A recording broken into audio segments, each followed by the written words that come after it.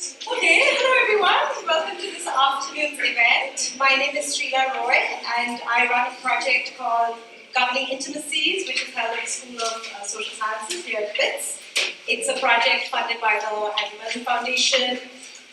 It's multi-institutional, multi-locational, and ostensibly about building a new generation of scholars and scholarship on gender and sexuality in Southern Africa and in India. So today's event between these two powerhouse feminists, Urvashi Butalia and Sisonke Semang, is effectively emblematic of the kind of work the project wants to do, which is about having genuine South-South conversations, collaborations, and exchange. It also serves another purpose, which is to suggest to all of us the widespread circulation of feminist ideas, feminist knowledge production from the South, and indeed well beyond the bounds of the academy, insofar as neither of the speakers today are actually located in the academy. I'm sure that's going to bring in a lot more refreshing, fruitful ideas than we're possibly attuned to. So I think with this in mind, the idea or the theme of the event was around making feminist sense, and I think that was in two ways. One was, of course, how as feminists do we make sense of the world around us. As Alex said, I hope we're going to talk a little bit about some of the pressing issues of our time, such as the very, very depressing Indian election results that have just come out. But secondly, and perhaps more hopefully, the project of making feminist sense, I think, could be aspirational, could be normative, could be a future-oriented goal of how does feminist sense become common sense. Feminist sense that is counter-hegemonic, feminist sense that is anti-hierarchical, that is linked to social justice. And maybe again we could collectively think about how that could be an aspiration and a goal. Okay, so just to very briefly introduce our speakers, Urvashi Butalia is best known as her work or as a role as a publisher in the Indian context. She was the co-founder of Kali for Women, the first and path-breaking Indian feminist press, and is now the director of an equally incredible publishing house called Zuban. I would encourage everyone to look at Zuban's catalog. She is also almost equally well known in her role as a writer. She's the author of a multiple award-winning oral history of the Indian partition called The Other Side of Silence, Voices from the Partition of India, which is also effectively our first document of the sexual violence that accompanied the Indian partition. Finally, she's known as in her role as a women's rights and civil rights activist and being a very prominent face of the Indian women's movement. So whether through her own words or through the publications she has pioneered, she has curated, Urvashi has effectively produced the texts, the research, the knowledge that successive generations of Indian feminists have cut their teeth on, and how they have come to make sense of the world and indeed of themselves. Sisonke Semang is a political analyst, activist, and writer. She's the author of Always Another Country, a memoir of exile and home that I think many of us here have read, and more recently, The Resurrection of Winnie Mandela, which is going to be launched tomorrow. I mean, it has been launched already. It's going to be another launch, so another opportunity for you to catch her in action at Love Books in Melbourne. Her writing for a range of international publications, including the New York Times, the Washington Post, the Guardian, Newsweek, Al Jazeera, has focused on race, gender, and democracy. She was also a Ruth First Fellow here at WITS and is currently part of the Governing Intimacies project. We've obviously had the pleasure of hearing Sisonke before on campus, even in this room, and I think every time I've heard her speak in various locations, I've always been struck by her capacity of rendering complex what might seem very simple, and at the same time of making very simple and accessible very complex ideas and histories. So a warm welcome back to Sisonke, and a very, very warm welcome to Urvashi. We are so glad.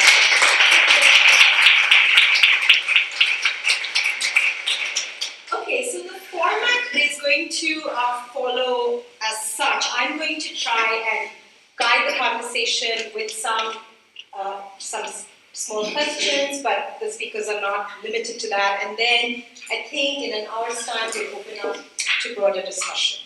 Okay, so I'm just going to kickstart both of you off with asking what it means to be a feminist writer and publisher, and how you think, or maybe perhaps you could reflect on how what that means has changed in the course of both your careers. I was going to say you said. That's probably going to go on. Okay. As people will say, age before beauty. So, I think, what does it mean to be a feminist writer and publisher? I guess I would add to that in India. I think it means to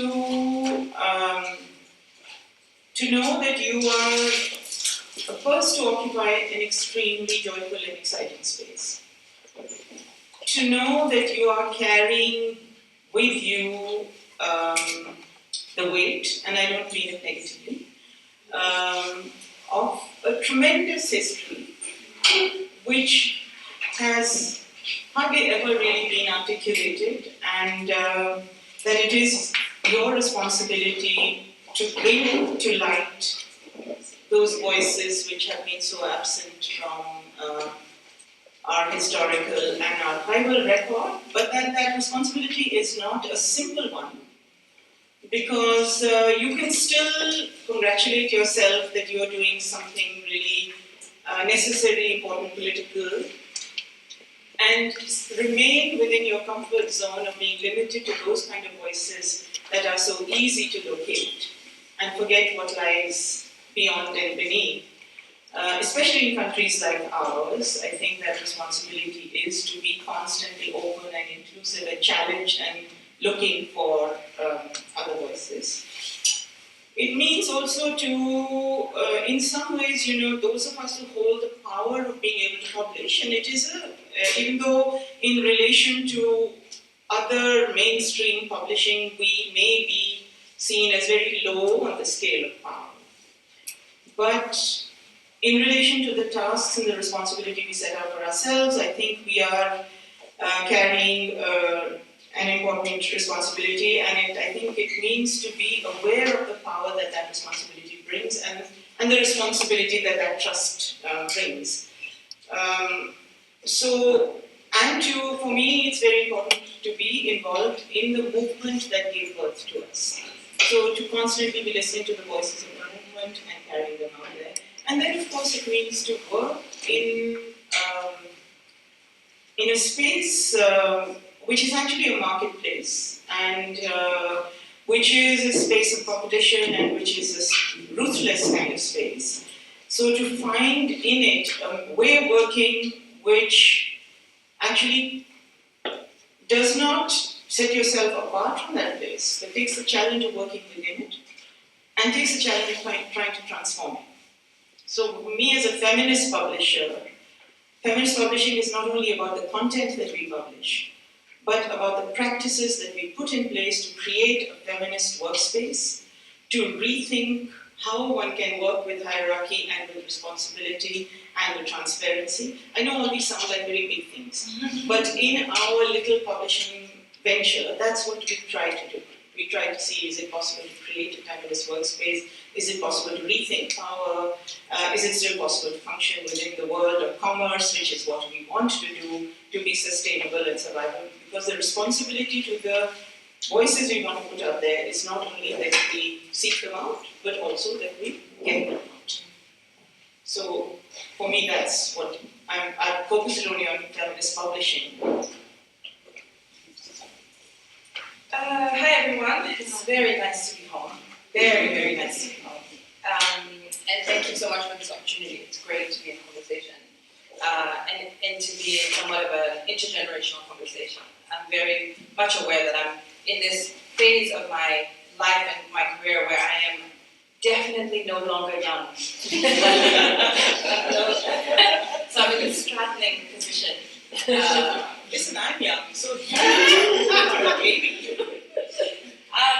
So I think, I certainly agree with many of the same sentiments. This idea that being a feminist, even using the language of feminism, means that you sit in a very privileged position and that you hold a certain amount of power to be published is a big deal, and to be published and sell a number of books is an even bigger deal. So that holds a power and therefore a responsibility. I think it's absolutely right to ground the response in the place. So to be a feminist is not just an abstract thing that exists independent of your place in this world. Despite how global these conversations get, I think grounding them in a particular place is very important. And so to be a feminist in South Africa, I think, for me, means to constantly hold the tension between seeking to write and to think about power and about women and about gender, and seeking to act around those things. Because the one sometimes precludes the other. That it is very difficult to make time to think and to write and have that space in a genuinely rooted feminist sense, and also to be someone who acts in the world, particularly in our country around the very serious issues of violence that continue to sort of impact on our daily lives. So this tension for me is inherent in what it means to be a South African citizen, who is someone who cares about the country in which we live. How much do I write versus how much do I act? Because I increasingly think that they are different. I'm used to very much, and I think it's lazy and can be opportunistic to say that I'm an activist. I no longer introduce myself as an activist because I'm not engaged on the ground in ways that I used to. And so, while I hope that my writing makes people think and reflect and perhaps shift the ways that they operate, I have no evidence that it does. And so that I think that feminist writing is feminist writing, and then feminist activism is feminist activism, and that to be on the street, to be in communities, and to be engaged in work where you look at people in the whites of their eyes is a very different enterprise from writing, no matter where you may be located. It's not a clear binary, but I think it's an important distinction to make, because too many of us, it's part of the way that power operates. It's part of the way you invisibly accrue power to yourself, by expanding what it is that you do, when actually what you're doing is one thing. In my instance, at this particular moment in my career, in my life, in my trajectory of things I care about, I'm writing. So it has shifted for me. I certainly used to be engaged in human rights work, in a very active sense, traveling around to places. I was very involved in the HIV movement, in the battle days. All of that stuff is true. I claim it, I own it, I know what it means to do that work. But I haven't done that work for at least 5 years. I bounce in and out. People ask me, okay, can you do this? Can you let me work? Those are different. Those are sporadic, but I'm not an activist. So I think the distinction between activism and writing as a feminist is increasingly important to me, because feminism has always been something that has been deeply concerned with telling the truth, with this relationship between what is personal and what is political. And so if we're going to say that the personal is political, then we must be able to reflect on what we personally are doing and the extent to which we may or may not be active. Let me just respond a little bit to that. You know, it's interesting, when I started, when our publishing house began in the 80s, so the 80s was a moment in the Indian political movements, especially the women's movement, and the movement was very strong and very articulate. We were all out in the streets fighting all the time.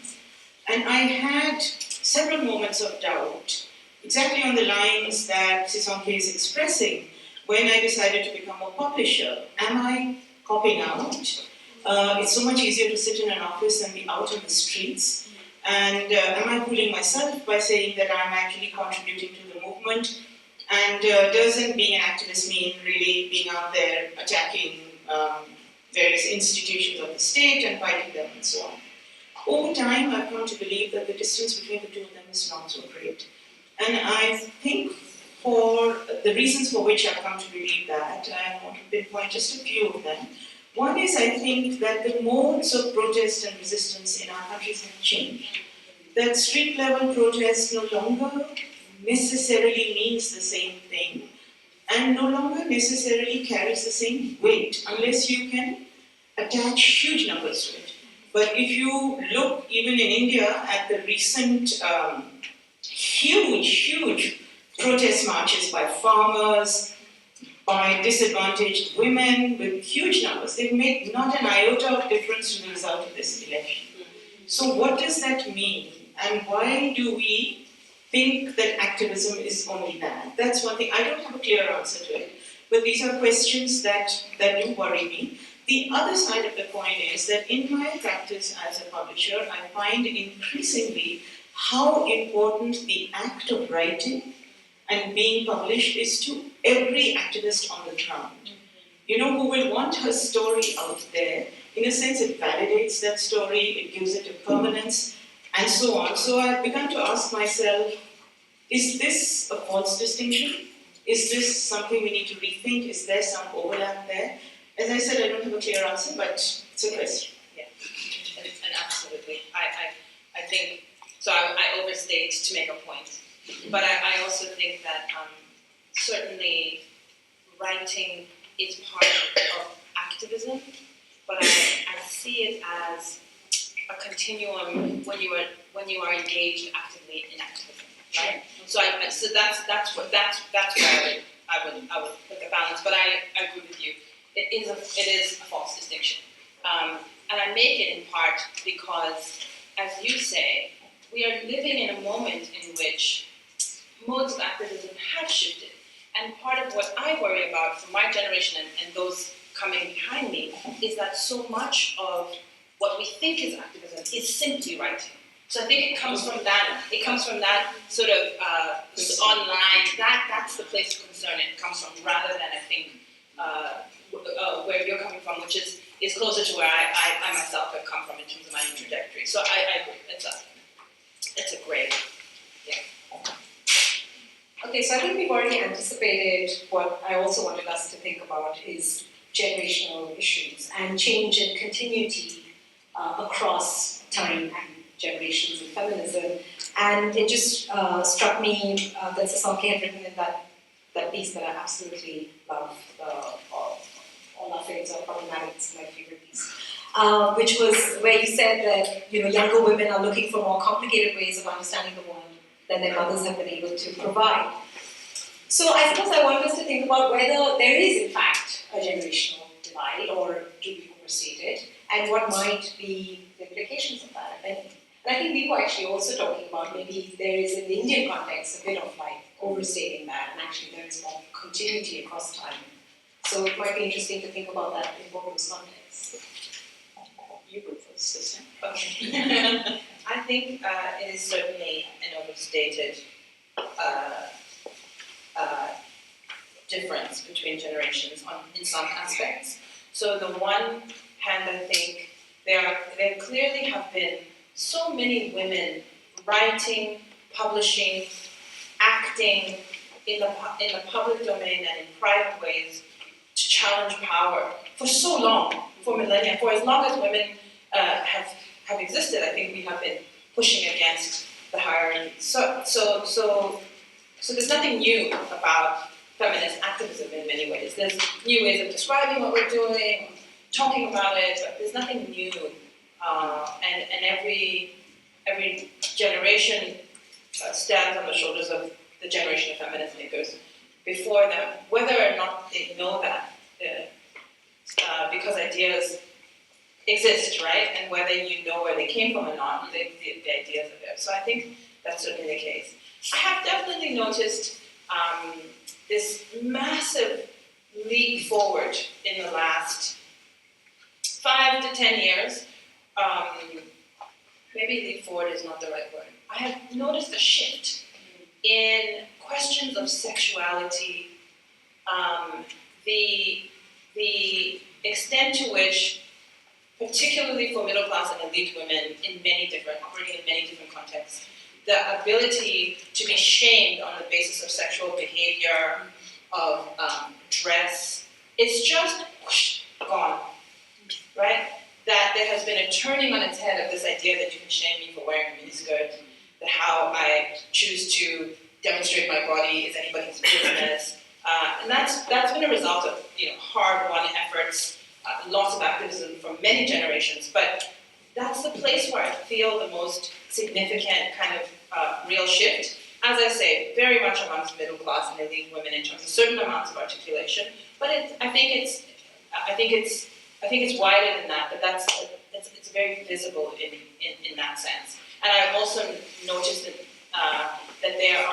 this is probably one of the fault lines around which, in many different places, there are questions that older feminists have of younger feminists about precisely that question of the body as the female body, the feminine body as a site of desire, pleasure, ownership, autonomy. All of these questions, I think, are very much live and active around precisely the place where I feel like we've made maybe the most progress. But yeah. For me, this question of the generational divide, is this working? Can you know? I thought better now. Sometimes they say you have to kiss the mic. Kiss yours. Okay, this one's better. Yeah. Actually, for me, the question of the generational divide, one of the most exhilarating things about it is that there is a generation that comes after. Because, for feminists across the world, this has been such a concern. Is there a next generation? Do they even care? Has everything been achieved within quotes?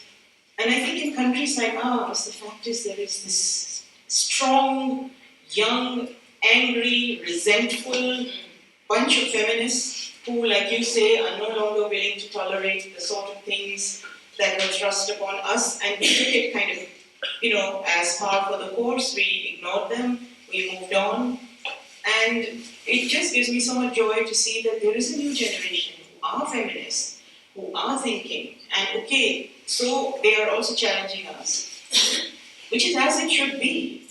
I mean, for me, when I was growing up as a feminist, my mother's feminism was something which was a bit blurred. I used to think, oh God, what is she talking about? And it took me a long time to recognize that she had been active in the nationalist movement and had fought against the British and had worked to create an independent India. It took me a long time to respect her and love her as the feminist she was. And I now think that she was a much stronger feminist than I can ever be, because she was much angrier, much more very militant, and much less restrained. I remember a moment when she and various of her colleagues called a protest movement to protest against these things called virginity tests that the British government was doing on Indian women who entered Britain. And they would take them aside and check out if the women were virgins, because if the woman was a virgin, it meant that she was coming there to be married to an Indian man. Whereas if she had had sex before, then she wasn't coming there to be married, because Indian men did not marry women who had been deflowered. And we were all infuriated about this. And my mum and her colleagues took a busload of women to the British High Commission.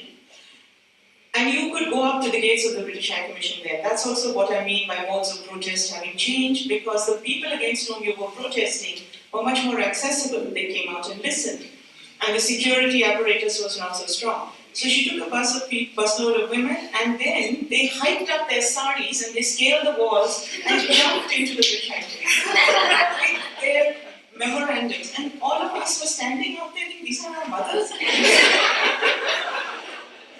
So in a sense, I think that's what is happening now. And the challenges are great. And I find in my workspace, for example, one of the greatest challenges for me is to work with my young colleagues. I have a bunch of young colleagues who are in their 20s and 30s. And, just a very simple example, the ways in which I deal with printers that we engage, from whom we buy print, or paper merchants who are men of my age. and who deal with, hello madam, how are you doing today? Then you have to sit with them and drink tea, and then you have to talk to them, and they will never forget that you're a woman, and they'll patronize you, and they will not acknowledge that you know bloody as much as them about printing after 40 years in the profession. But nevertheless, I think, okay, these are my conditions, I'll deal with them. My colleagues will have none of it. They are so angry with me and with the printer when he tries to patronize them, and they will go to the extent of being rude to him, to say, don't talk to us like this. And part of me is shrinking and cringing and thinking, oh my God, this relationship built up over 30 years. That's the employer part of me. And the feminist part of me, which sometimes overlaps with the employer part and sometimes separates, is thinking, damn, we're teaching feminists.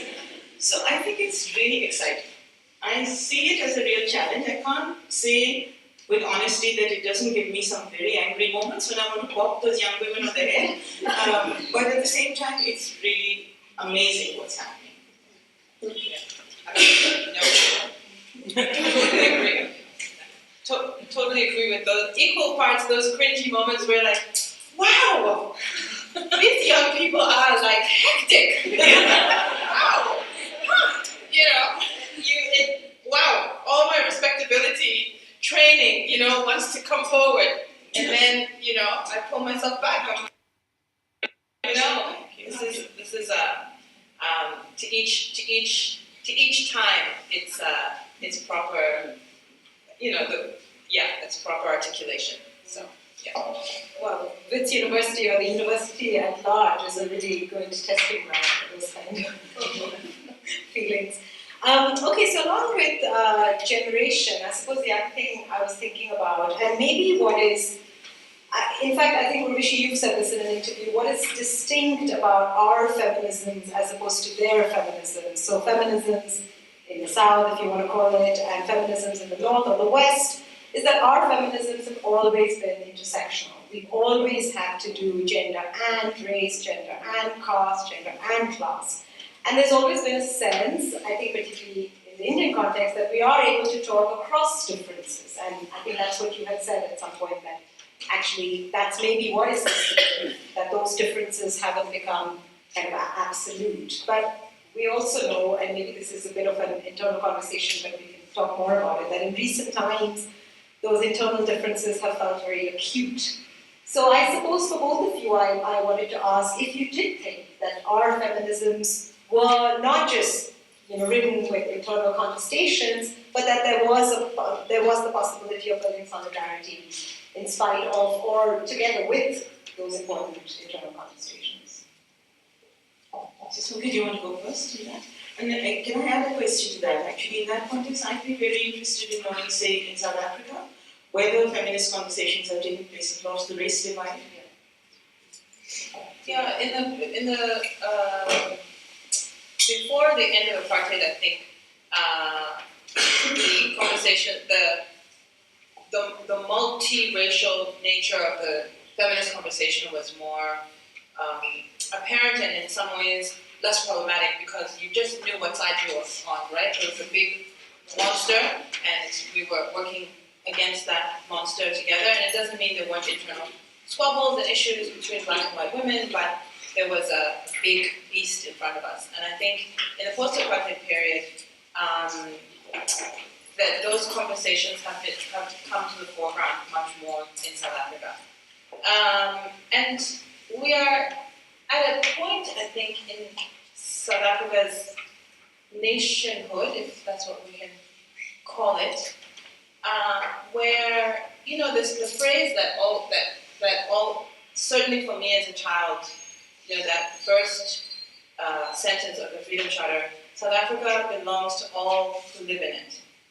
That was a sort of framing phrase that sets the stage for the Freedom Charter. It sets the stage for the South African Constitution, and it represents a certain kind of politics. What it means to when we say that is that everyone who finds themselves here is of this place.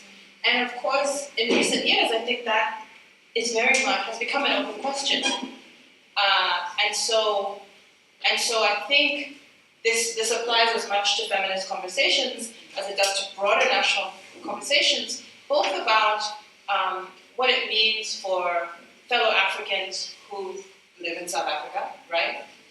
So the conversation about xenophobia. If South Africa belongs to all who live in it, from what point did you have to arrive for it to belong to you? And then if South Africa belongs to all who live in it, then that means, and I think it always meant, that white people who found themselves, however it was that they came here, were also, it belonged to them as much as it did to them. So it was a statement of aspiration and intent as much as it was a statement of reality and fact. And now there are real questions about whether South Africa does indeed belong to all those who live in it. What does that really mean?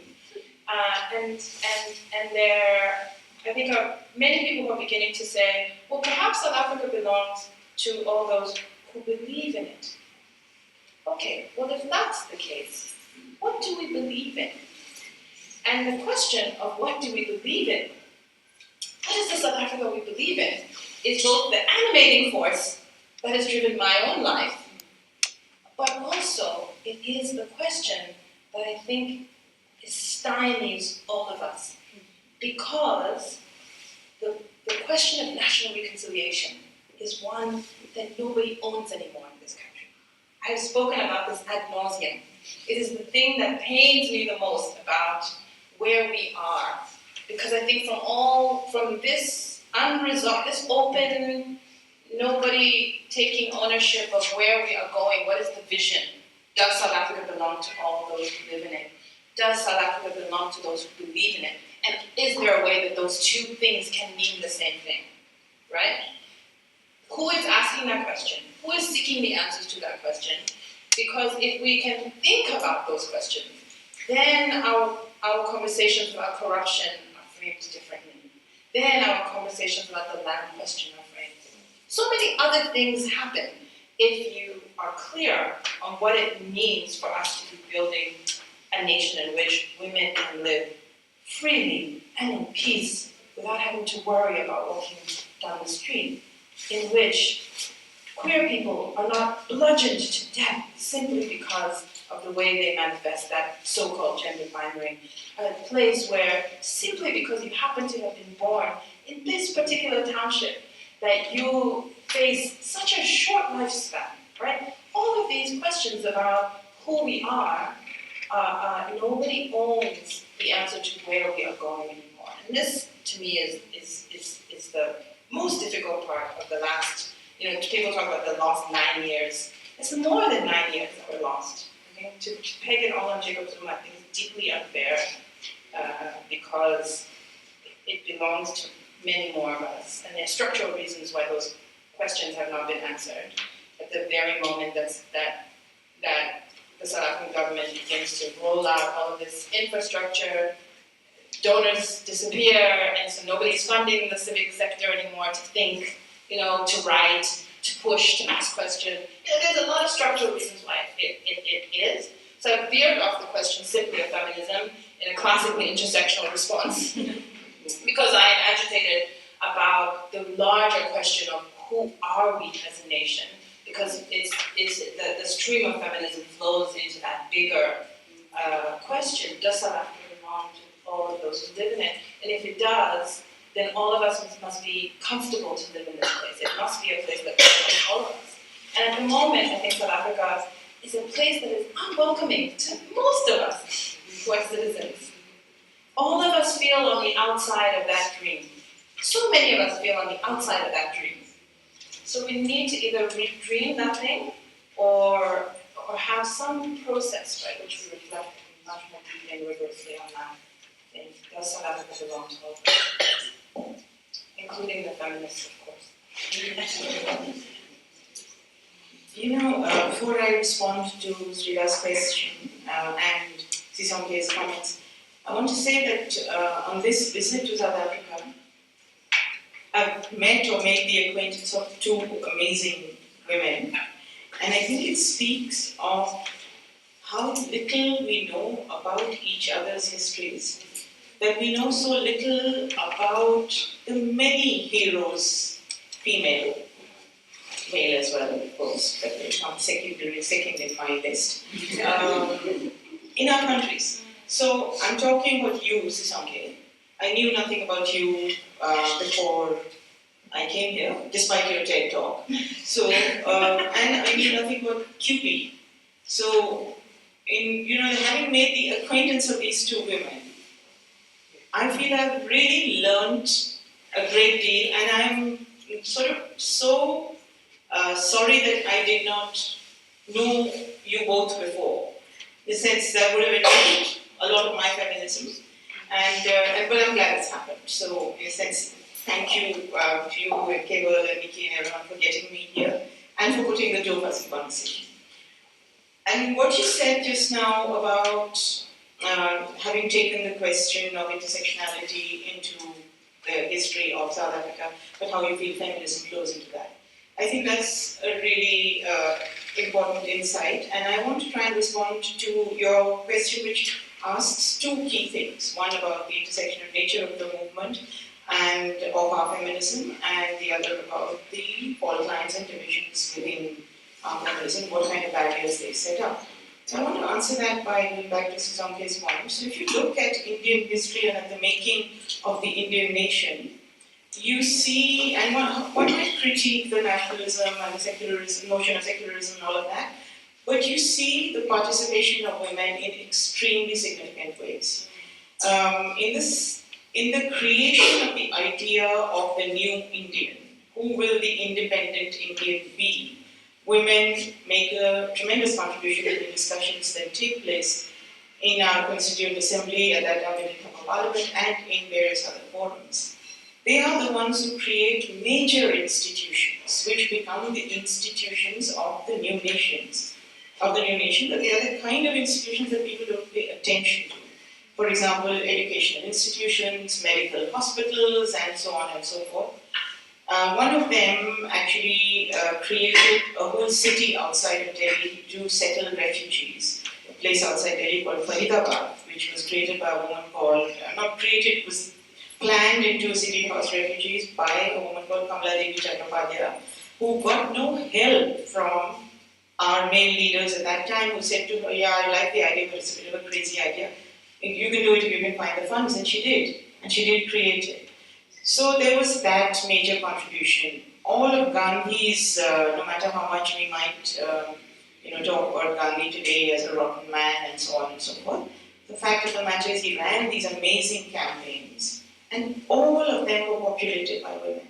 Whether it was the Salt March or the anti-liquor campaign, women were there in huge numbers. In the writing of our constitution, there were 15 women who actually contributed to ideas of freedom of speech, privacy, fundamental rights, the rights of Dalits, and so on and so forth. So our feminism has inflected a history right from the start, but it's been invisibilized to some extent. And a feminist movement growing in that kind of political context cannot be anything but intersectional. I hate that word, really, because it's a word that I think people have brought on as if it's a great surprise. Somebody, great discovery. But what we always live. You can't be a feminist in India and not think about poverty, not think about class, not think about caste. So I think, in a sense, our feminism has always been inclusive in that sense. And yet, that's not to say that it has not been exclusive and at fault in not recognizing or not assuming elite positions. I don't want to minimize it or make it sound wonderfully sort of all cohesive. It's not. And some of the fault lines have been along these lines, from feminists, queer feminists, who really held the movement, held feminists, the mainstream feminism accountable for ignoring their identities and their concerns. From minority women who held mainstream feminists accountable for referencing the feminist movement always in majoritarian terms, and for occupying the leadership positions of the movement being occupied by the majority community, by the Hindus. And when I look back on this, I think there is so much truth in this. For example, when I started my publishing house in 1984, we called it Kali, after a Hindu goddess. We never thought, in the way that people of privilege never questioned their privilege, that there was something wrong in doing that. that it was a use of a name that could actually set up certain divisions and barriers, which is why when we recreated it, I was determined not to give it a religious name, and therefore we didn't draw on religion. So all these questions have been raised internally, and caste and the generational issue have been two major fault lines. And all of these challenges have come from extremely articulate voices from within the community. And I think the discussions have been very fraught, full of anger, and sometimes elite feminists, mainstream feminists, feminists of my generation, have not recognized where that anger is coming from. And have responded to it by trying to paper over things, saying, no, the problem doesn't exist. And that's not really the case, the problem does exist. Having said that, I do feel very strongly that while there is separate mobilizing of queer communities, of caste communities, of Muslim women, there are also conversations that go on together. These are sometimes extremely fraught, extremely difficult, but there are also issues on which we mobilize together. And to me, that is the really encouraging part. But I do want to say it's not easy. It's not easy, and sometimes there is the danger that you fall into occupying positions of guilt, and that guilt acts as a barrier to being able to discuss things freely. And as the guilt increases, so in proportion the anger increases, because you will not talk. And if you will not talk, you cannot actually articulate those difficult questions. So I think it's very challenging. And if I can just give you an example again from my own life, I remember having a discussion with my various young people in a meeting, and we were discussing these kind of questions. And my position was that I'm a very open feminist. I don't pull rank. I don't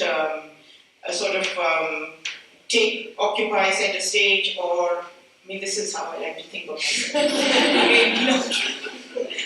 So I was wondering, what are they so angry about? I'm not even interfering with this. And then when I got back to the office, my colleagues told me, they said to me, you don't even realize that when you walk into a room in a feminist discussion in Delhi or in India somewhere, you carry with you a baggage of a whole history. And just that very presence, you can sit there and not utter a word, can be extremely intimidating. And maybe you say two sentences and everybody thinks, how can we contradict her? She's been 40 years in there. And it sort of made me stop and think. And I thought they were right, actually. Really, and the other day in our discussion, when Jabu was talking about privilege, again I was thinking the same thing. Because if you carry privilege with you, you don't actually even notice it's there. And you think what you're doing is nice and open and everything.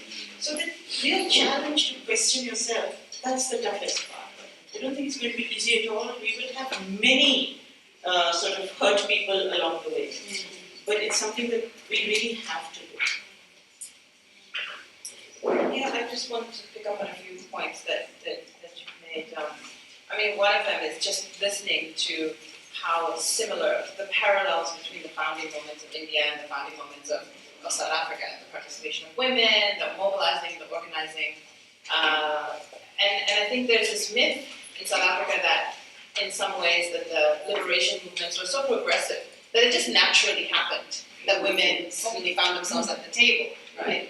And I think it's really important to talk about how the struggles that took place in order to enable that. Even our dear, beloved fave, Nelson Mandela, I recall doing an interview of Siskosi, who's sitting here, when I was doing my master's thesis many years ago, and I had this conversation with her, and she talked really interestingly about that first Kimberley conference in 1990, when the ANC came back. So these national conferences that have been happening every year, 1990 was the first one, right?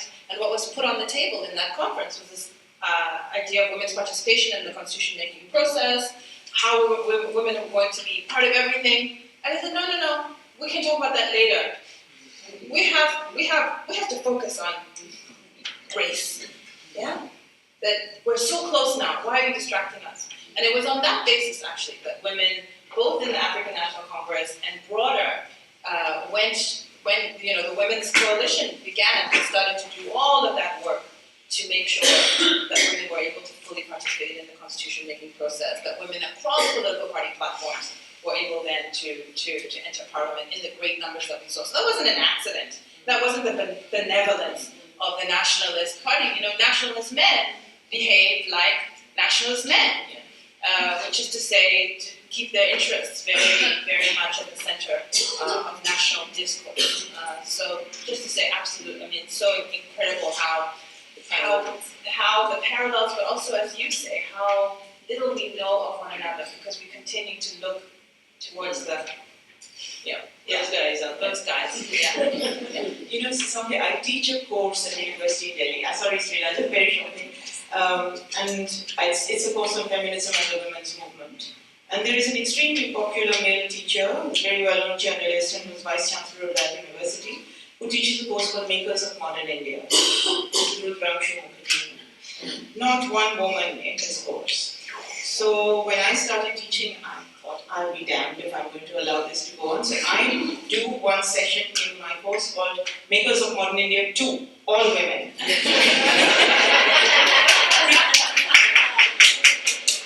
And now, after 2 years, he's introduced one woman into the so we're getting somewhere. Okay, so just two final questions and then we'll open up for discussion, which I'm sure everyone's waiting for. So one was about violence and one was about the elections that both countries have had. So in terms of violence, I want to ask a slightly more personal question, I suppose. I mean, it'd be interesting to hear your reflections about the two contexts who have had the distinctions of being the rape capitals of the world, but you've both also written about sexual violence in your own work, personally and politically, and if those two things can at all be separated. So perhaps you'd like to say something about what that that actual writing meant. And then maybe we can just end by just thinking about your thoughts about the elections and gender democracy more generally.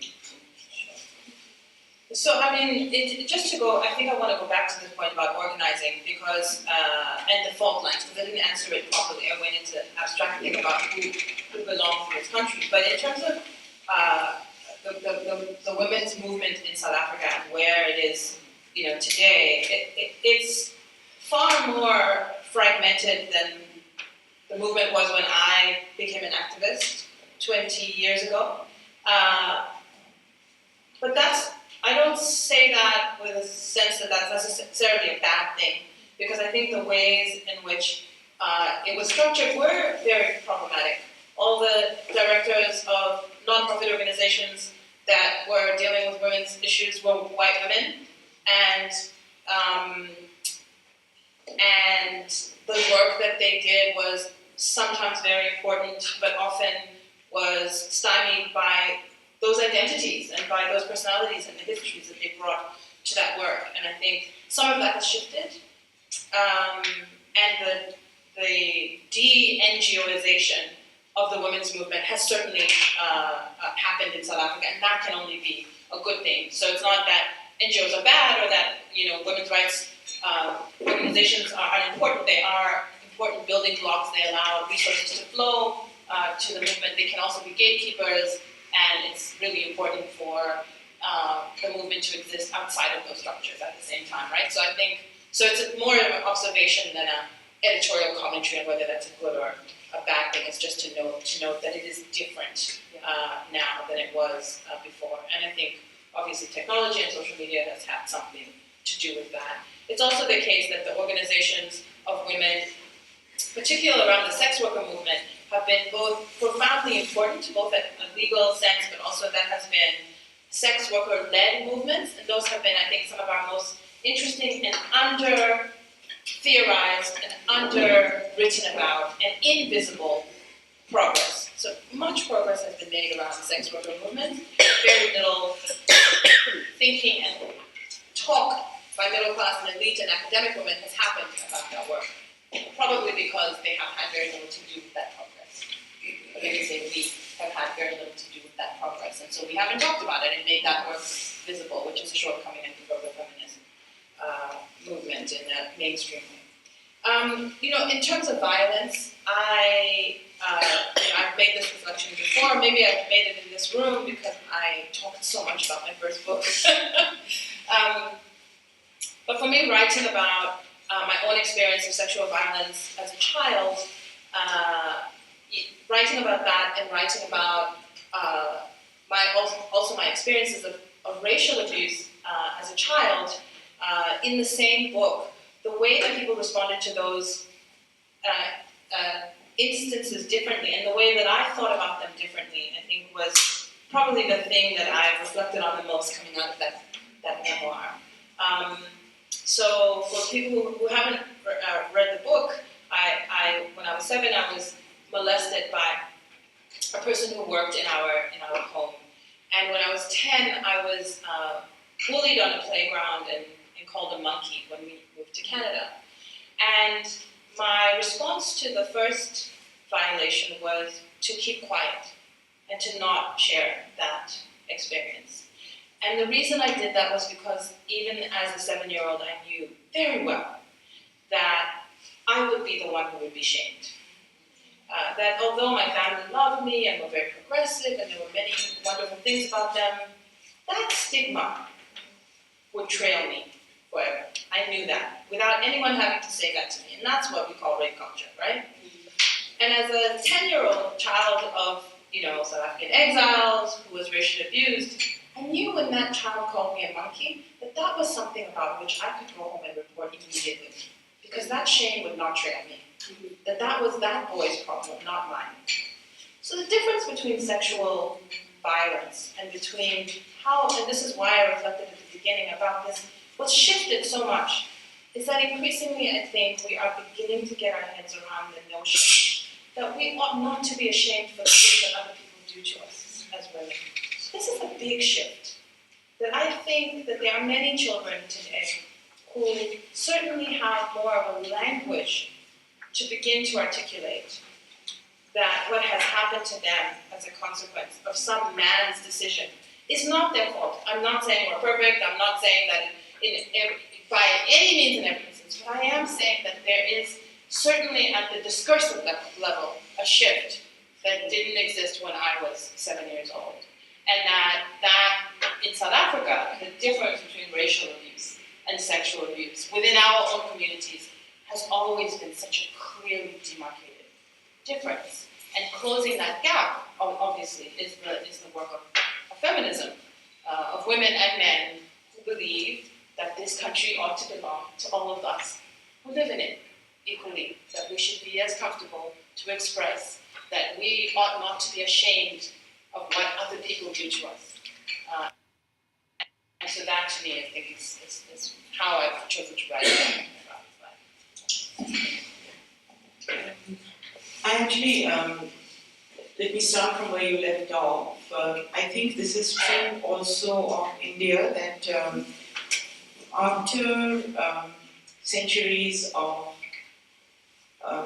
maintaining silence about the violence that women face, gender-based violence in the home and outside, we are beginning to see a shift. We are beginning to see more and more women speaking out about it and exercising the agency to take the consequences of speaking out. We are seeing more women who are refusing to be shamed by sexual violence that has been done to them.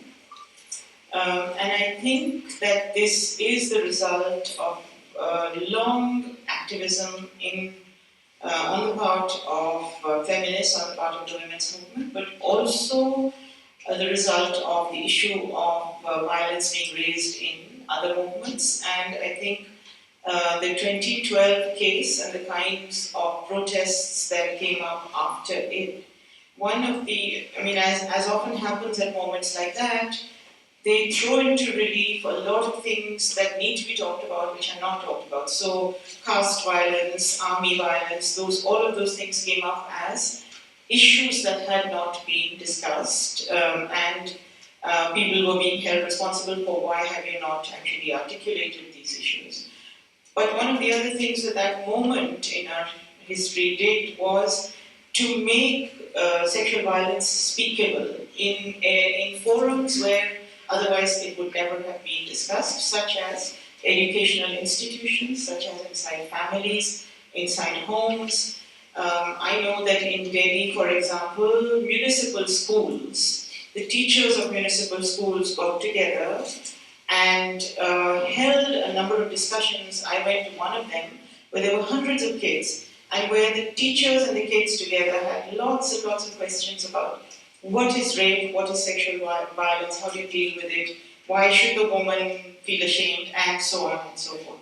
So it's not huge, it's really probably a very, very small change, but it's a really significant change. Then I want to go back from here to my own work as a writer, the research that I did on the partition of India and the opening up of issues of sexual violence there. And I want to mark a few things. One, actually, when I started that work, I have to say, and I'm ashamed to say this, that despite having been a dyed-in-the-wool feminist, I had no idea that sexual violence can form a part of historical moments of upheaval. So the discovery, and I use it within quotes, of mass sexual violence during the partition of India came as a surprise to me. Why should it come as a surprise to somebody who's been a feminist and who's been working on sexual violence all the time? But in our work, we had never considered mass sexual violence. We had addressed the idea of sexual violence within the home and the family, but we had not looked at mass sexual violence. And so that was one reality that came home to me. And after that, at every moment like that in India that you look at, it is blindingly obvious. You see that how could we as feminists have ignored it? It wasn't only that in 1984 in Delhi there was anti-Sikh violence. Many women were raped. No feminists, barring one dreadful woman who's not a feminist, who's called Madhu Kishwar, but no feminist actually ever thought about it. We didn't talk about it. So we began to become aware of this issue slowly, that it existed, what its dimensions were, and so on. Now, by the time I did my work on partition, I also went into that work, once I started to hear stories of sexual violence, I went into that work with this completely loony assumption that as a feminist, it's my responsibility to open up this history and put it before the world, and by doing so, I will somehow liberate this history and give it the importance it deserves. And that history was based on talking to women who had lived through that moment. Now, they didn't want to talk about it. They wanted, for them, the silence was a refuge. It was a protection. I remember talking to a doctor who had lived through sexual violence and who said to me, please don't tell my story. Or if you tell it, hide it. And why? Because she said, I don't want my children to know. And I've been sitting on a document that I discovered by chance at that time, which is this thick and that large book, which is a district by district listing of women who were abducted and raped in Pakistan. It has 22,000 names in it. The researcher in me wants to put this document on the net so that I can discover the stories of these women. The feminist in me will not let me do that, because my responsibility is towards the silences these women want to maintain. So in a sense, the speech that is there is so important. But it is, I think, as feminists for us, equally important to understand the need for silence, the necessity for silence, the importance of it, and to see how we can locate our activism somewhere between these two. Yeah, I do not regret for one moment maintaining my silence. And so I, and that's not to say that other people shouldn't speak out when, but I completely could not agree with you around that notion of silence often as a protective mechanism. It is both oppressive and protective, and I think understanding that duality is really, really important. Just on this question of mass sexual violence and how that gets hidden, or how it lives as a shadow to our very important opening moments of our country, right? So in South Africa, the 1980s are that moment for us. Mass violence against women. Huge, horrible things happening to women across South Africa, black women in particular. And at the same time, this moment of opening up of possibilities when we make a breakthrough, right? In Australia, where I live now, there have been these pieces of research that have emerged in the last few years in which the sort of founding lie of that country, much like many unsettled colonies, is this idea that there was no genocide, that there were no people, so there was no one to kill, right? Terra nullius is the whole idea.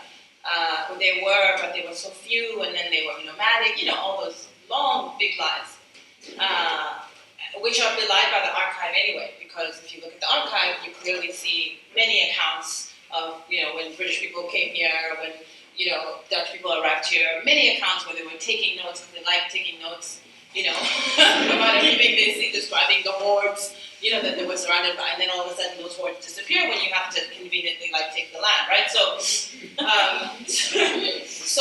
But there have been these, I don't know how you call it, these surveys and dark spots where bones and remains of people have been found in many parts of the country, which have also been sacred sites where Aboriginal people have prayed because they knew that those were sites of massacre, which were completely denied by historians all along. And now there's the technology which has now found these places where you see that these are sites where many people were murdered. And this idea of how hard history works to wipe out people's voices and to wipe out experiences of real pain. It's just something that has been I've been sitting with, for a while, and they happen in precisely the same moments where a new thing is being birthed. That's why they happen, right? And so I think it's something worth reflecting on. Yeah. Just on the elections. Well, that one is your topic. As we've had them, what can we say? We all know. That's yours to take. For India. Can I tell a smutty joke? Sure. So years ago, it's just our election results made me think of this. Years ago, I was in Japan, and we had someone come and give us a talk on the Japanese election. And, the Japanese mix the R and the L when they speak. So sometimes a flight becomes a friend. And so this man in a suit was talking to us and saying how in the last Japanese election we all had and I had this terrible vision at that moment of a bunch of Japanese male politicians standing in their black suits and having the Japanese erection. Every time anybody asks me on the election, I think now I'm all of these saffron-clad men that we have put into government in our country, and it's going to be a disaster. I really don't know what to say about the election except to say that we are all in a state of depression. It's difficult to understand, but I think it is realistic to see this as part of the rightward move across the globe. What will it mean for women? It's been very interesting because in this election, two parties especially fielded a large number of women candidates. One from Orissa and one from Bengal. The other parties did not have too many. The BJP, the right-wing party that has assumed power, has actually quite a few women in positions of power, and they bring them in. The defense minister is a woman, the foreign minister is a woman, the speaker of the assembly is a woman, and so on and so forth. So, on the face of it, one might think, yes, we're going to get lots more women, but I don't think that's really going to make any difference at all. Will there be a pushback in women's rights? I think there will be an attempt to do that. There will be many attempts. There already were. There already were. Before the election was held, there was a strong attempt to criminalize what is called the triple divorce, the Muslim triple talaq, when you announce the divorce 3 times. And the state tried to bring in that legislation, saying it protects women because a husband who pronounces the triple talaq and walks out of a marriage irresponsibly needs to be thrown into jail. And it was the feminist movement that fought against that, saying you can't do that because in many poor households, this is the only breadwinner. And the Supreme Court has in any case said that you cannot announce the triple divorce. So you can't now add criminality with it. That is the woman's defense, what the Supreme Court has said. So, feminist positions have also become quite complex in response to the sort of right-wing attacks that we get. And one of the things I think we will have to deal with is the rhetoric of being pro-woman, which this government puts out by saying, we have Beti Bachao, the women's girls' education plan. We are giving gas cylinders to women, and so that they don't have to cook on firewood and inhale smoke and so on. But those gas cylinders, only the first one is free, and then you have to pay for them. And they cost a hell of a lot of money, So where are the women going to get them from? But all of this is the rhetoric of we are doing things for women. And there is no, the issue of rights then fades back into the horizon. So I think there are real dangers.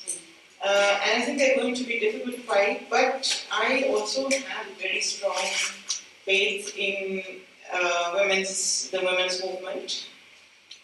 Thus far, we have not allowed the Indian state to push back on the gains that the movement has made.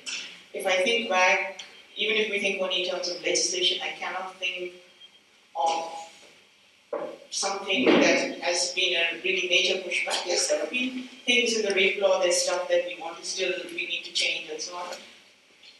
So this will be the real challenge. I hope it won't happen, but I think it will happen, and they will try very hard. Our Prime Minister said of Bangladesh's Prime Minister, when she'd come and they signed a treaty, he said, despite being a woman, she's quite good at her job.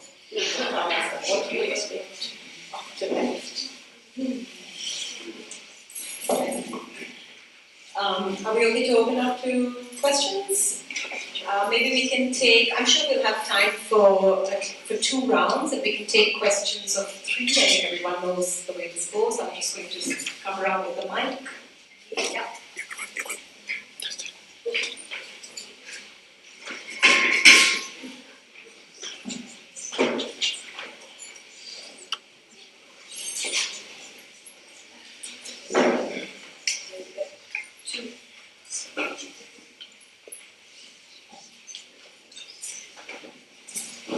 Thank you so much. I guess there are different kinds of feminism, and feminism itself seems to be a very complex term. What do you have to say about this idea of anti-feminism within feminism? If you understand what I'm saying, because put it in another way, do you have anything to say about such a term as the end of feminism? What do you think we have at the end of feminism, or at the end of feminist discourses? That is one. And secondly, you said something about what does it mean? South Africa belongs to all of us. Do you think that statement is something that can be taken beyond South Africa, within a globalized context, especially with questions of citizens and subjects? And also, what does it mean to be a citizen of the world, in that sense? Thank you.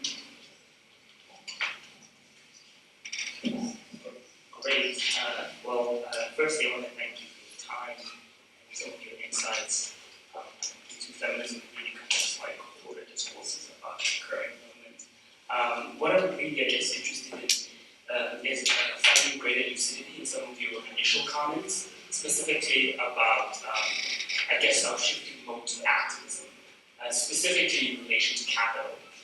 Because I think currently what we're faced with is that capitalism has really been able to create room for dissent and protest.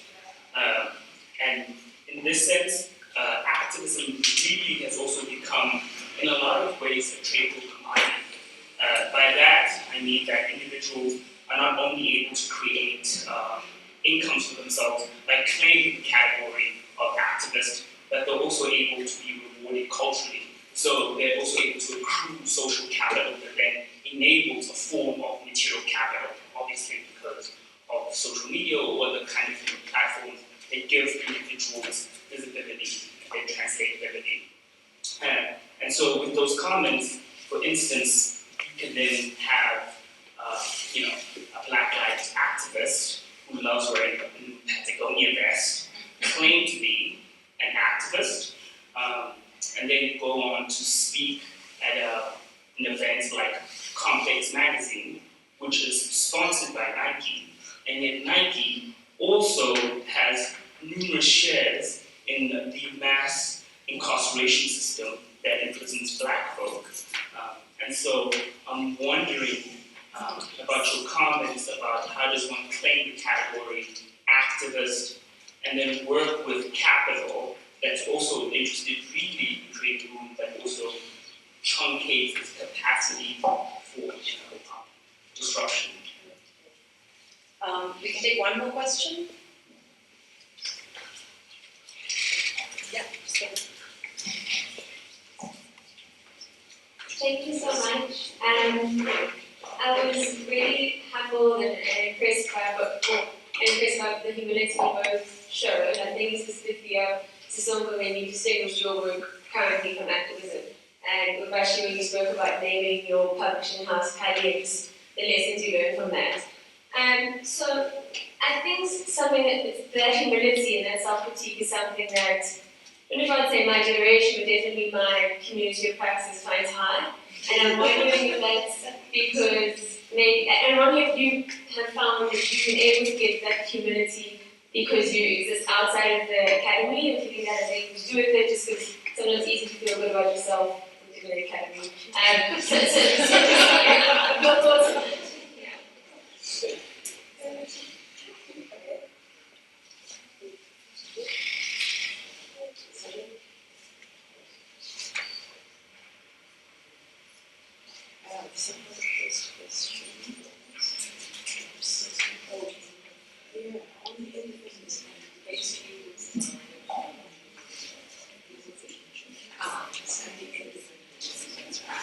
So I'll take the second half of your question, and I'll let Arashi take the first half of your question about the independence.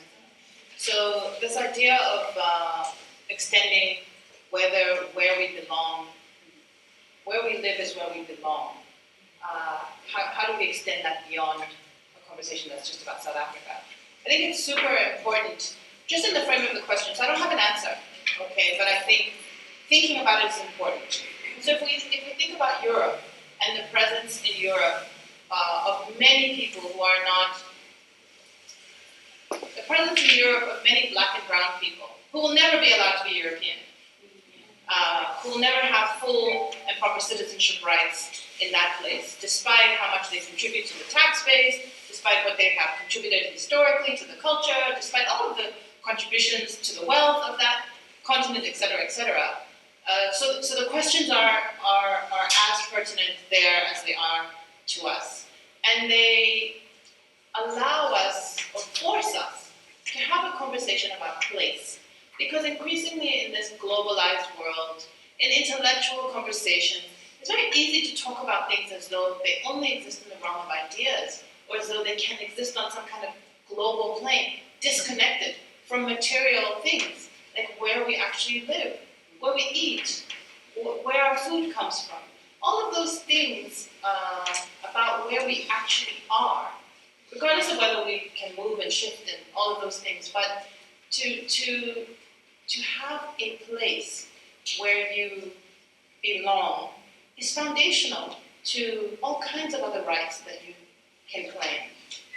perhaps I say this because of my own history as someone who grew up in exile, which is a very nice and fancy way of saying a refugee. It's an important way of saying refugee because it gives context, whereas the word refugee is someone else's word. So I think this notion of place and where we are is a place where we belong, where we have rights that accrue to us, I think is a fundamental challenge for our times, especially given how much people move. So I'll just respond to it in that way. The capital question. So the answer to your question is in the formulation of your question itself, I will say. So what you are putting forward is a challenge around how commodified activism has become. You are throwing a challenge which is about the very insidious nature of capitalism and how easy it is to operate within its confines in ways that masquerade as real change. And so that's why I say the answer to the point that you're raising is absolutely embedded within your question. I think it is a real problem. And that's partly why I think it's important to be honest about what you are doing when you write versus what you are doing when you seek to be an activist. Because if you call yourself an activist and then you behave in ways that are contradictory, then you ought to be able to be called out on it. And so perhaps calling myself a writer just allows me an out. But it also allows me, I think, I think it allows for a certain amount of clarity. And I'm always seeking clarity, given how unclear so much of this world is. That's all I can say to your question. I think it's an excellently framed question, and it forces us to think about the layers of complexity that are built into capitalism and its ever-encroaching nature on everything that we seek to do. And then the last question was about humility. Hey, life will make you humble. So whether you realize you're wrong through your own, internal brilliance, or usually because somebody has made you know that you are wrong, that's part of that's part of the intellectual journey. A long time ago, when I worked in a foundation, in a philanthropic enterprise, so much of the organizational culture that was about, providing the best grants, and everyone would have these meetings, and everyone would talk about how,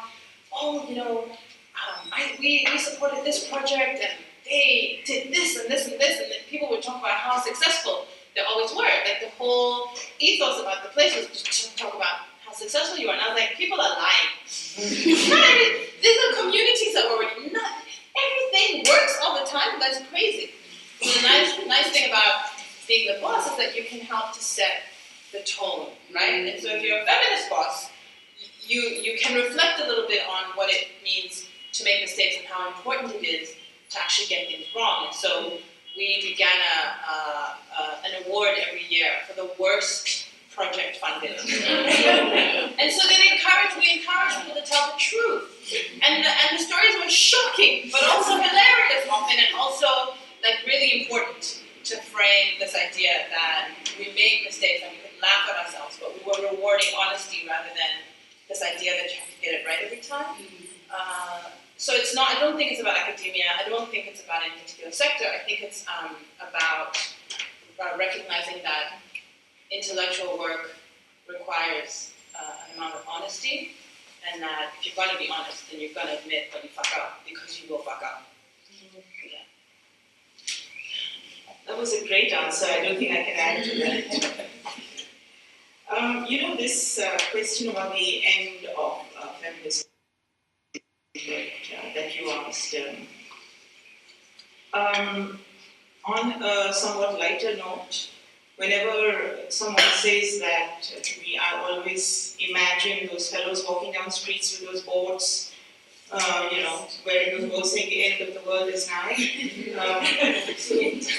I don't know, it sort of reminds me of that always, but I think behind what you're asking is a more serious question of where is feminism going? What are our goals? I don't know if there is an easy answer to that, because as you yourself said, feminism is not the same everywhere. It is very contextual, it is born out of the political realities of the place where you are. So South African feminism, while many of the issues that women here are dealing with will resonate with what we are dealing with, but the contexts are different, the realities are different, and the trajectories will be different. So can there be a finite goal? I don't know. I don't think one can easily say, because I think many movements that are premised on the doing away of inequality, discrimination, it's very hard to define the end goal. So the end goal of the apartheid movement, for example, is the doing away of racial discrimination, but there have got to be other things attached to it as well. The end goal of the caste movement is the doing away of caste, and yet the caste identity is so important. So we have to negotiate where that is going. So in feminism, I think that the horizon is forever shifting. It is an ever-shifting horizon for us so far, because it is not as if the progress is linear and you achieve one thing and you move on to the next. So I think perhaps that's not the kind of question that we should be asking. But I don't have an alternative question to replace it with. And I get very impatient with things like post-feminist and all of that stuff. You know, I don't know what that's about. I think this is about creating an academic category under which you can do research and get grants. Sorry. But it's just that I get very impatient with that. It's like that's a single truth that applies to all of us, and of course it doesn't. Our realities are all really different. So that's my somewhat unsatisfactory answer to your question. I do want to respond to the question about capitalism, but I don't know if the person who asked it is there. So, you know, my response to you is that, of course, you're raising a really key issue. You're raising an issue about complicity, about being co-opted, about benefiting from the very system that you are critiquing, and so on and so forth. But I cannot, in many ways, as a feminist, feel comfortable asking that question or raising it unless I examine my own complicity at every level in my life. And at every level in my life, in the products I use, in the facilities I access, in the way in which I live, in the house that I rent, I am subscribing to capitalism. And suppose that I was living in communist West Bengal 15 years ago when there was a communist government in power. The opportunities for protest would have been as limited. If I wasn't protesting with the party, but protesting against the party, I would have been in jail. So, and the communist government itself is in cahoots with the corporate world. So I really no longer know how we can talk about those positions and in any way keep those positions within quotes intact and pure, because we are all complicit at every level in our lives. And it makes me very uncomfortable, but it also, realistically, I feel, okay, how can you have that kind of critique and not examine your own life? This may be a dreadful thing to say, but that's really how I feel. So then what is the answer? It is what Sisonke said, that in your own lives, in your own activism, you negotiate this system of which you're a part as truthfully and with as much integrity as possible. You will go wrong. You will end up being complicit. I do go and give lectures to IKEA about how they can bring gender sensitivity into their work practices. But maybe at least you can feel you're doing things honestly. So again, I don't have an easy answer to your question. But if I was to be honest, this is how I feel. Okay, we can do another round of 3. Where's the mic?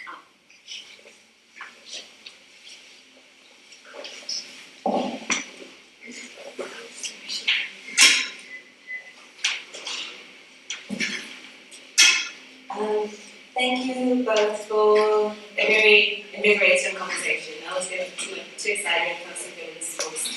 I just wanted to take us back to when we were discussing these identifying more as a writer than as an activist, and I'd like some advice from both of you on that, because I strongly self-identify as a scholar activist, and this specifically a sex worker rights scholar activist, and that comes from me initially being in the sex worker rights movement and organizations that work with the movement. But the struggle is that when I came to academia, whereby the knowledge that I knew from that experience and continue to be involved in the sex worker rights movement didn't carry that much weight. And suddenly I had these measures, these research methods and whatnot, which I had to somehow mold to the people, or at least the stories that are being told by the people I'm working with, to fit into that academic framework, just so that their voices can be heard, which is it's quite frustrating, really, if you're coming from an activism background and you still want to be able to sustain that in your scholarly work. So I'd like some advice on that, because for some of us it's very important to straddle those two roles. So for me it would not be an option to just simply call myself a scholar, because as a scholar activist, my scholarly work is informed and driven by my activism, and then inversely my scholarly work could then also help improve my activism. So they kind of feed off on each other. But yeah, how do you stop yourself from going mad? Questions? Comments? Thanks for a great conversation. I just want to ask you, invite you both to speak more about that feminist dialogue across race and religion. So I'm involved, I come from Islamic feminism background, both research and activism, so facing some similar tension and challenges. And how, we can come together, we have our particular issues, but also on a national level or even on a global level, there needs to be some kind of dialogue, even a unified front in terms of the issues that we are tackling. And the second thing is about decolonial feminism. So as much as we are involved in critiquing our own traditions and the patriarchy in our religious texts and traditions, there's also something to reclaim, which I feel decolonial feminism is also about. So, deconstructive and constructive rhetoric. And I wondered if you had any comments about that.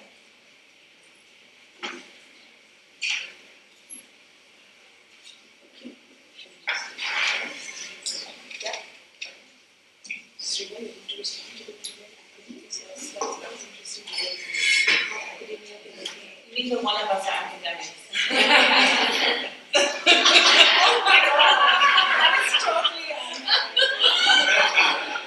I think actually, Tokosa should actually tell us what she's doing, because I think she is best placed.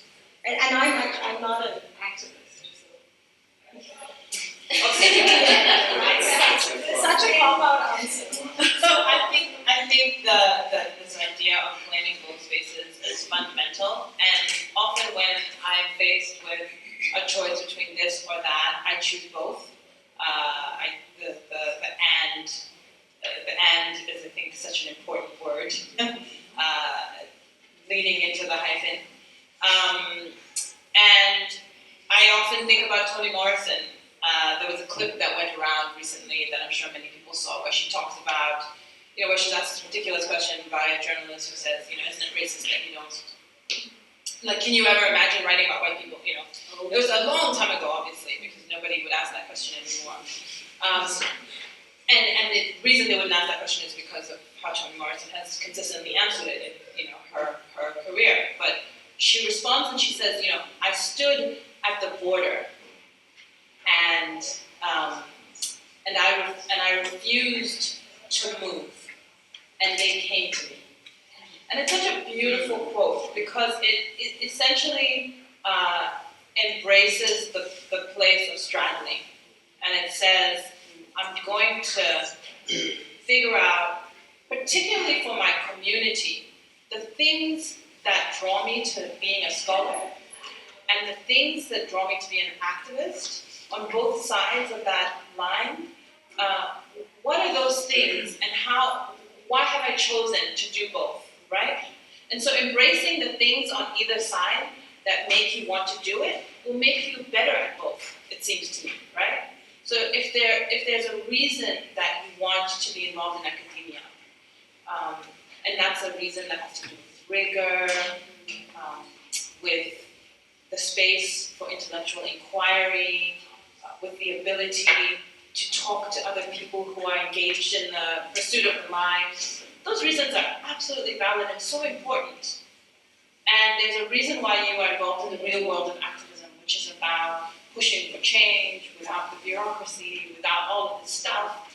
That is also true. And so doing both of those things seems to me that it will help your community, which are sex workers, right? Because you're not doing those things just in jail because you just feel like it. You're doing those things because you have a clear path in mind, which is a path which is around improving the conditions and deepening human rights for sex workers. So what is it about the life of the mind that will help sex workers? And what is the life of activism that will help sex workers? And then you take those both things and you live in that space, doing what you need to do for both. Yeah? But I think what I'm saying is that you have to be guided by your ultimate goal. And your ultimate goal has nothing to do with academia and nothing to do with activism. It's got to do with your core constituents, the people who you care about. And so you take the things that will help those people.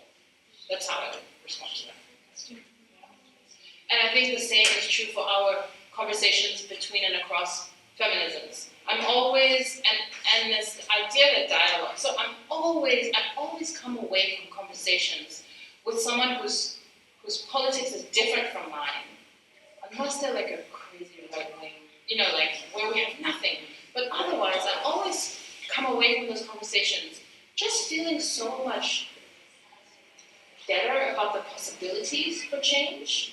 And so it does seem to me that the thing that will build our feminisms, that will shift power, that will do all the things we want to do, is not staying in our silos and is not speaking to those who already agree with us, but is actually having those dialogues with women whose feminism may be radically different from ours, but who can enrich us in the way in which they think and they do their feminism.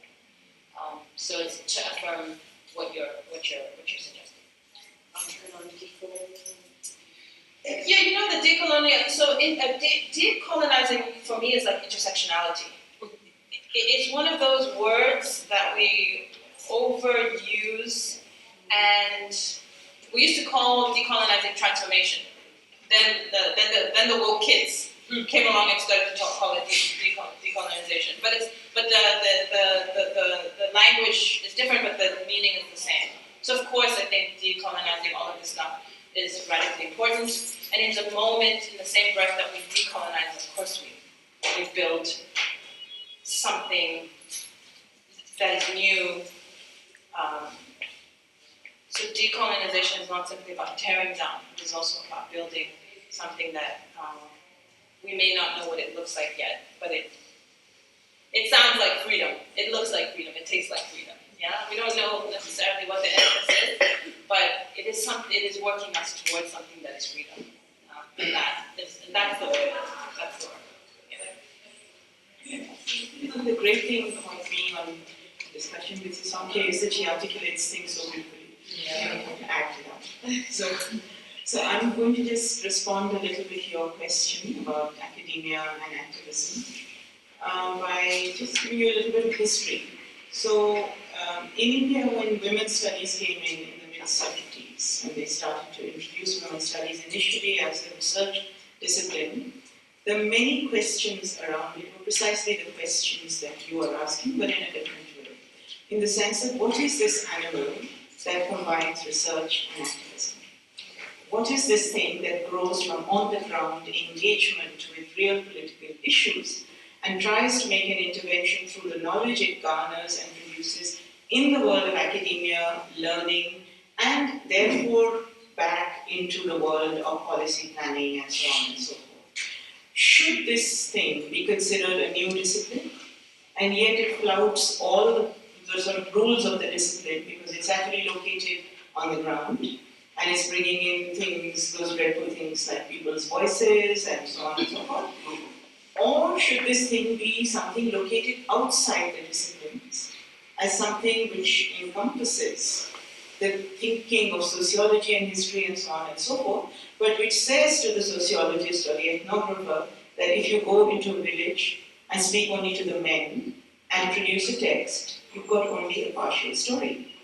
So this discussion about where this new thinking should be located was a very important discussion, and it has taken many years for women's studies to find its right place within academia, where it now does precisely what Sisonke was talking about. It straddles the worlds of academia and activism.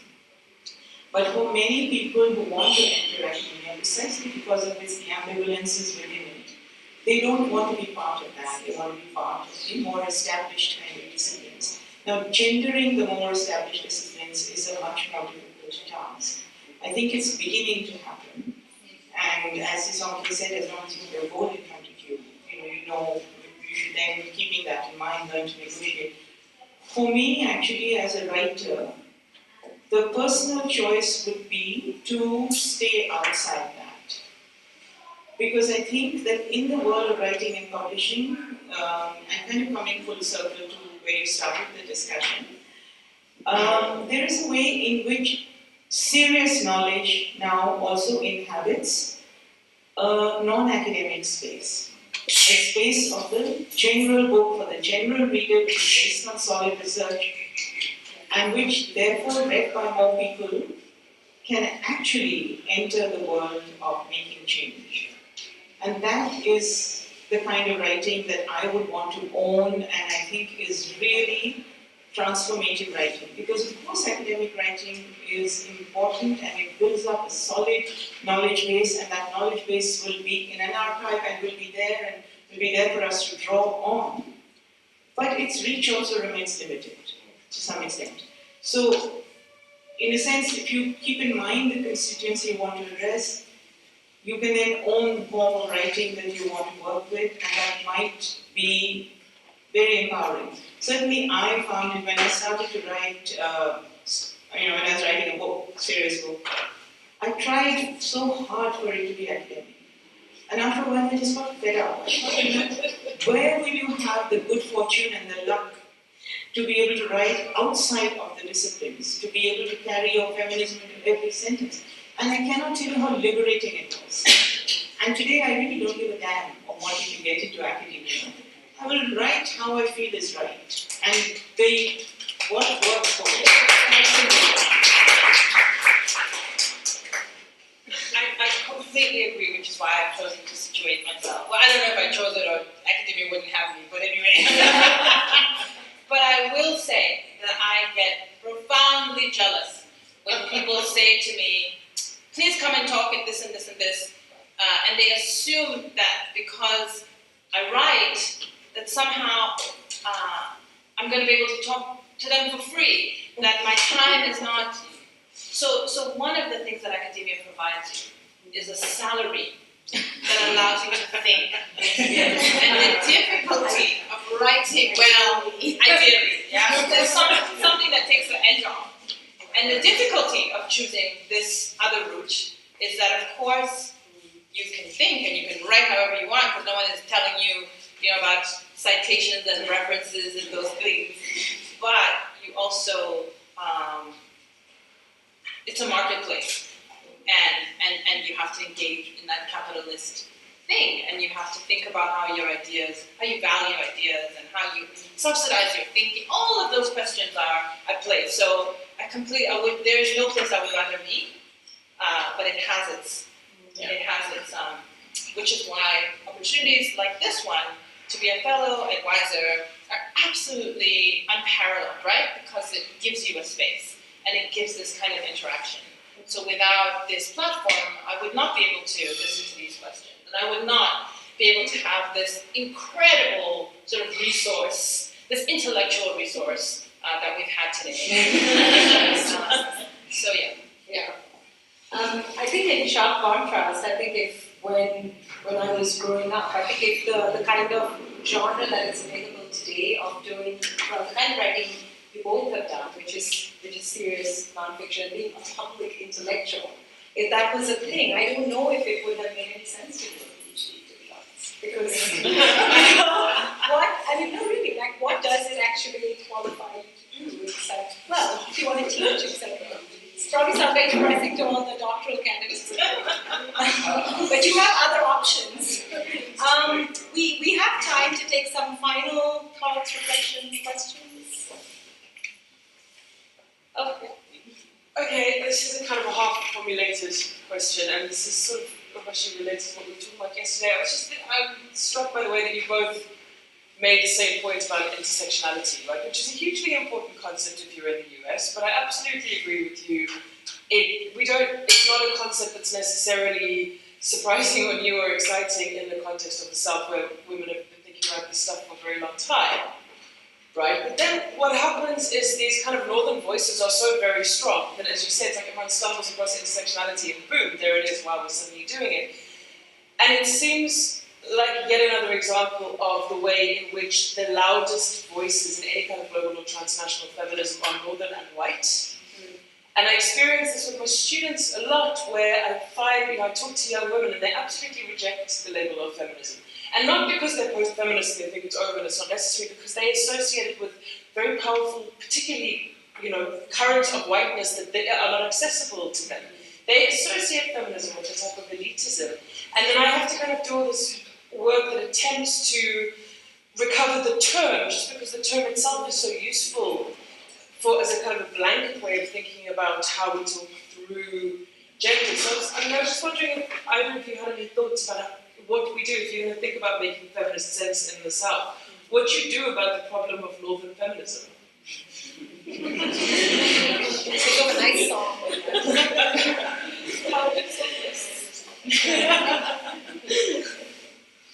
So, Nikki, I think, to me, actually, the issue that you're outlining, not the bigger problem, but the issue of naming, the term feminism, where does it come? Because it's a symptom of the history that you're tracing.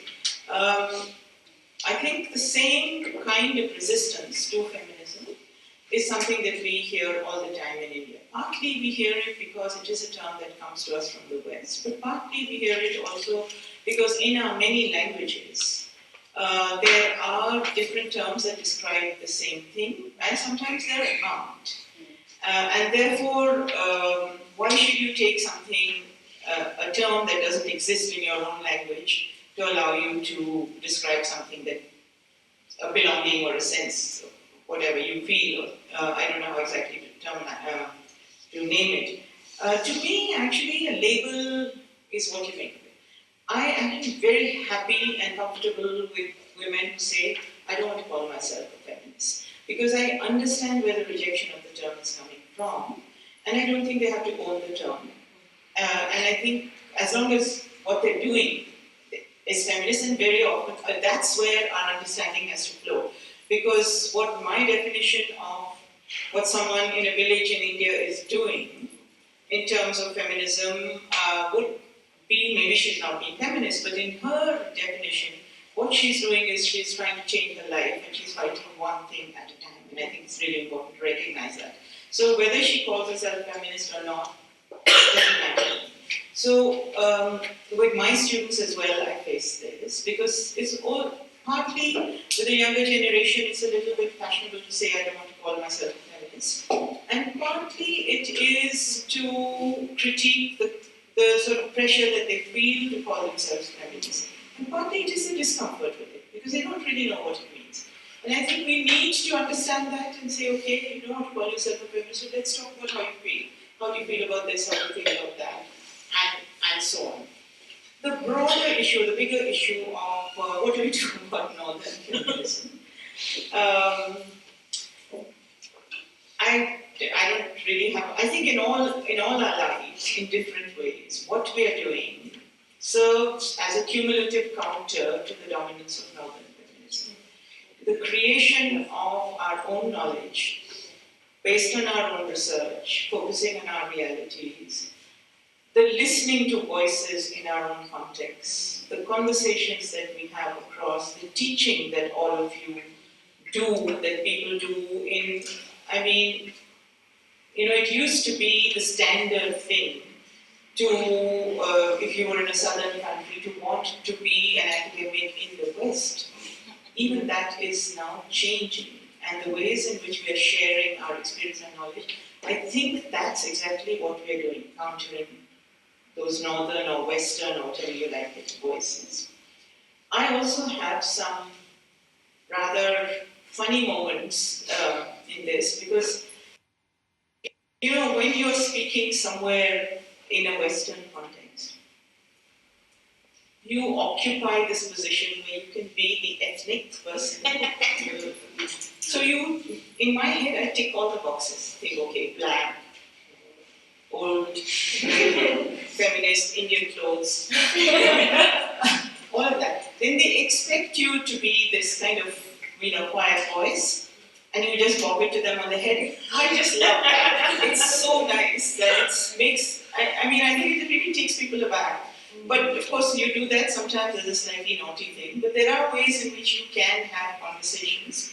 And I think encouraging Western, Northern, other feminists to listen is an important thing. Yesterday, when Nikki and I were talking, I mentioned to her this book that I had read long ago.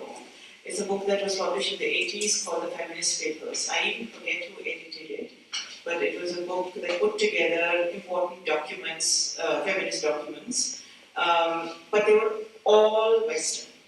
And the editor said, in the 80s, when of course no internet, but you can still find out, said that this was the only kind of feminist literature being generated in the world. There was nothing coming from our feminists. Now, you know, I mean, I could read off 20 names for her to think about, but she never ever thought about them. But there were feminists here, there were women, you know, black women fighting the battles of reservation and so on. They passed laws, etc. There were feminists in Egypt, there were feminists in Indonesia, there were feminists in the 19th century in India. There was a young woman I always talk about, 14 years old, called Muktabai Salve, who wrote only, she was a Dalit, she wrote only one document in her entire life.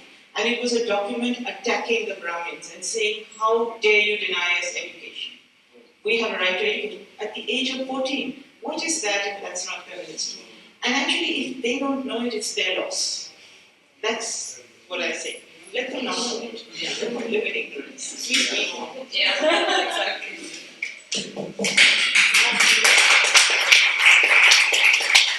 Perfect answer. Russia just said it all. I think, you know, I'm totally unhung up on feminism, especially because when I used to work and live in the real world and not just in my head, constantly people were saying this feminist thing. That word didn't have any resonance in many communities, and so what you do is you focus on the work and you focus on what are women trying to achieve, and so the word becomes less important.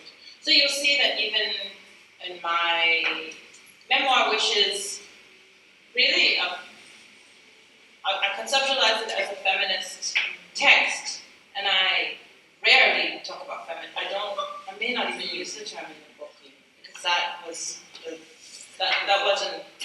So I feel like the most interesting thing in any narrative, in any story, in any discussion is always to come at issues sideways, because otherwise you're just hitting a big target and saying, come attack this word, and then you never get to actually talk about the thing that you want to get done.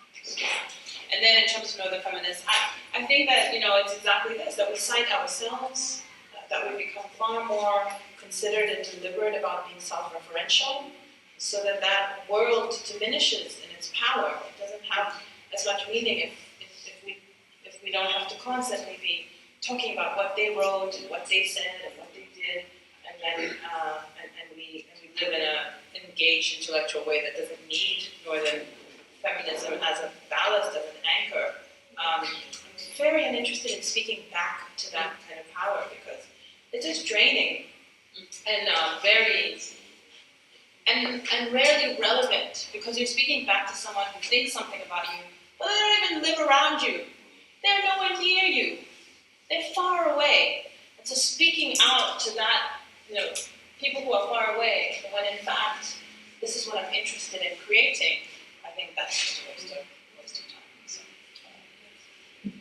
So I'm just going to end by making a pitch for my own project to say that this is the model. We should take American money to get in a room. Talk about complicity. Two feminist legends from India and South Africa. The next thing is to get Sasangi to Delhi, which I'm working on as we speak. And just to thank everyone for coming this afternoon. Thank you so much for making the time. And finally, to just thank a couple of my colleagues. Nikki Falkov has been instrumental to getting Urishi here. Thank you so much, Nikki. Cable and the team in Ghana have been exceptional in collaborating with us on in this moment, but otherwise as well. Thank you so much. To Yurisha, who I'm sure has hurried back to the office for administrative and logistical support, and to the students of the Governing Intimacies Project who have taken care of both Urishi and Sasangi in different ways this week. Not least, but least, thank you so much to both of you. Thank you, Srila. Very much. Very thoughtful, very productive conversation. Thank you.